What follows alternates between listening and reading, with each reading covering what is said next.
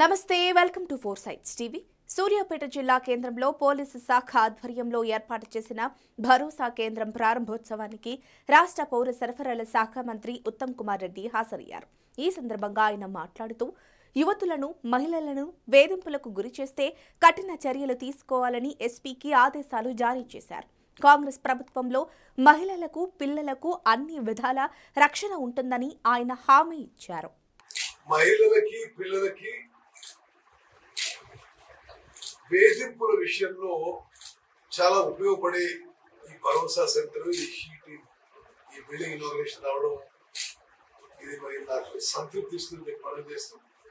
SP గారికి, collector గారికి ఒకటే విషయం ఏంటంటే ఇది ఫుల్ గా ఉపయోగపడాలంటే ప్రతి పోలీస్ స్టేషన్ నుంచి ఈ విషయాలు ప్రతి విలేజ్ లో, ప్రతి మహిళకి పబ్లిక్ లో అవేర్నెస్ పెరగాలి.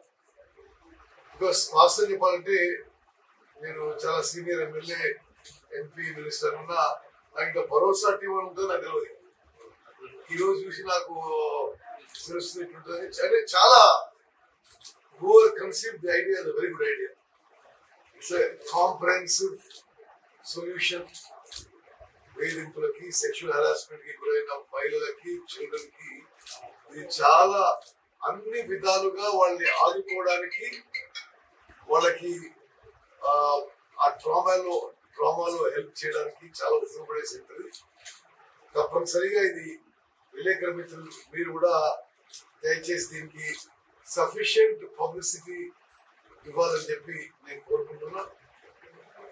అదేవిధంగా ఎస్పీ గారికి రిక్వెస్ట్ చేస్తున్నా, ఈ అమ్మాయిలు, మహిళలని వేధించే వాళ్ళు ఎవరైనా సరే చాలా కఠిన చర్యలు తీసుకోండి. Take very serious action. It simply should not be tolerated. మహిళల మీద ఎటువంటి అత్యాచారాల అటెంప్ట్స్, ఏమన్నా ఈవ్ టీజింగ్, ఇటువంటి సంఘటనలపై సూర్యాపేట జిల్లాలో అటువంటి విషయాలకి, అటువంటి వ్యక్తులకి స్థానం ఉండకూడదు. మీరు ఏం చర్యలు తీసుకున్నా మిమ్మల్ని సపోర్ట్ చేస్తాము.